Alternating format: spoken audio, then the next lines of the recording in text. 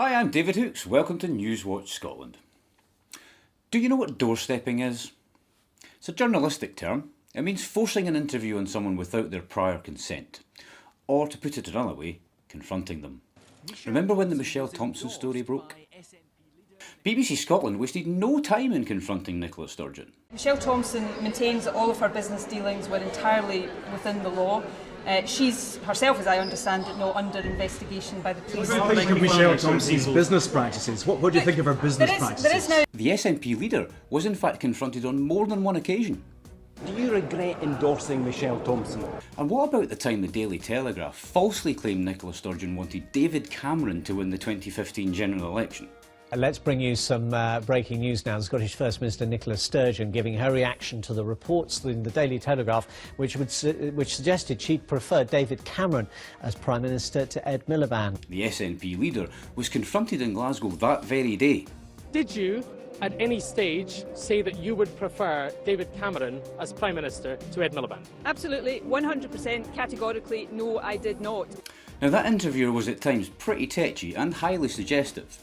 You've spent 5 years saying that Scotland should be independent because of the Tories. Is there not a certain attraction for you in continuing to campaign on that basis after the election? OK, just for the record, let me make clear that you're asking me to comment on comments where you won't tell me who sent these comments, but I'm expected to somehow, believe that those comments have been made. It's worth pointing out that the accusations against both Michelle Thompson and Nicola Sturgeon were ultimately proven to be baseless. Baseless smears, though, were enough for BBC Scotland to dispatch senior reporters to confront and question the SNP leader on camera. But BBC Scotland appears to operate different rules depending on which political leader is at the centre of a controversy. I fully accept that what they said was wrong, that it was wrong, and if their behaviour doesn't change, they are out. But we've got to allow people the opportunity online to change, and even if that's one person or two people at a time, then that's the way we're going to go about it. That was Ruth Davidson, commenting on two councillors who had just been reinstated into the Conservative Party. You'll notice that unlike Nicola Sturgeon, Ruth faced no questions.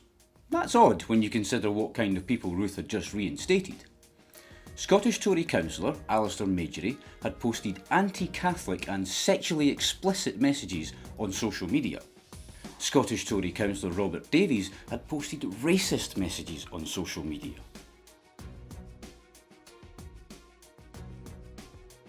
So here we have two elected officials who are known to hold racist and or bigoted views. And racism and bigotry are at the extreme end of what most people would consider highly inappropriate behaviour. Yet Ruth Davidson is allowed to make a statement to camera without facing one single question from the BBC. What they said was wrong, that it was wrong, and if their behaviour doesn't change, they are out. The refusal to post a question to the leader of the Scottish Conservatives on camera is even more bizarre when you consider Ruth Davidson had refused to give interviews on the subject of the two councillors for days. So frustrated was one BBC Scotland presenter that he resorted to posting a message on social media himself. So why, when a high-profile BBC presenter was complaining about Ruth Davidson repeatedly refusing to be interviewed, was a BBC Scotland camera dispatched to just film her, without apparently having prepared one solitary question? The reporter who introduced the Reporting Scotland item was Nick Eardley. You'd think that Eardley was part of the team that filmed Ruth Davidson, wouldn't you? But you'd be wrong. Here's how Nick Eardley responded on social media when quizzed about the Reporting Scotland item. That's a BBC Scotland reporter accusing someone of engaging in a conspiracy theory for asking a question. According to Eardley, he wasn't present when Ruth Davidson was filmed. So who arranged and conducted the filming, and why did Eardley present the item on Reporting Scotland? When BBC critic G.A. Ponsonby asked this very question, he received the following reply from Eardley.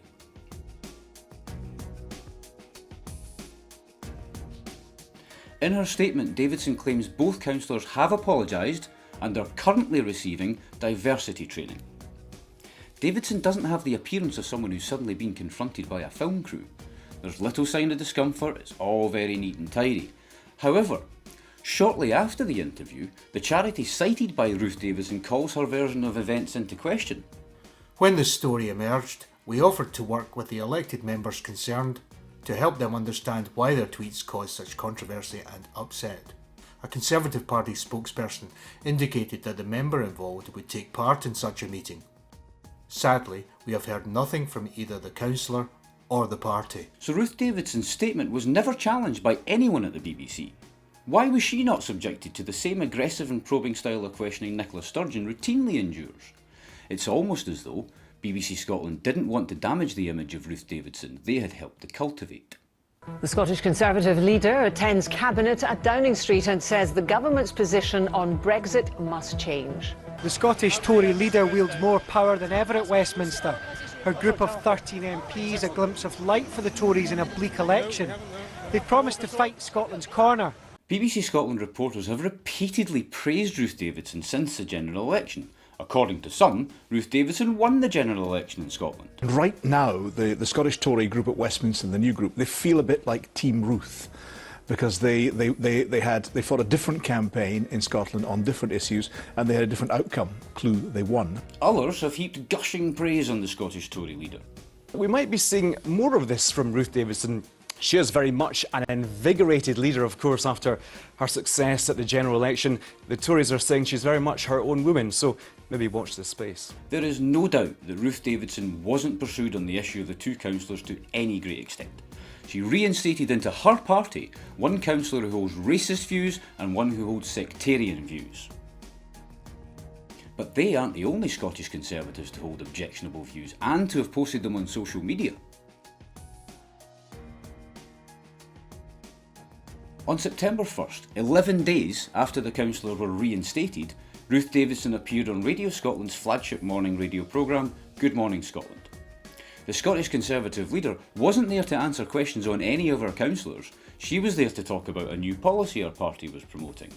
Halfway through the interview though, presenter Gary Robertson went off script and pressed her on the issue of the two councillors. Who did your two councillors apologise to? Well, they have apologised. They've apologised to anybody that was offended by the comments that they made. They've also gone for diversity training because I want to change their behaviour. And on top of that, that's training that the party is paying for, supplying to them, making sure and looking over the shoulder to ensure that it's completed in the way. They've indicated that they want to change their behaviour. And on top of it, it's happening as we speak. And on top of that, they're in talks with an anti-Semitic charity called Show Racism the Red Card. Davidson struggled badly when pressed on the issue of racism and bigotry. We can only wonder how she would have coped had she been confronted with similar tough questions on primetime TV. And the scandals involving Scottish Tory councillors have kept coming. Since the Good Morning Scotland interview, two more have hit the headlines.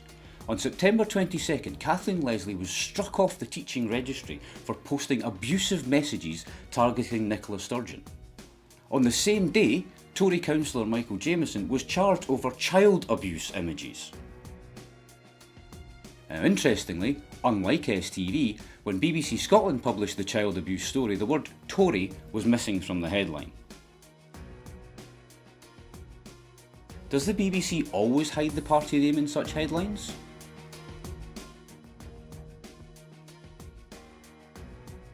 Ruth Davidson appeared on Reporting Scotland that evening, but as you see, faced no questions on the continuing scandals involving her party. We're the only country in the world that at the point at which we leave are already going to comply with every rule and regulation that the EU has. So we're not a Canada, we're not a Norway, and we're looking for something different. We're looking for a UK model. Days after being charged over child abuse images, Michael Jamieson resigned as a councillor, and a by-election will now take place.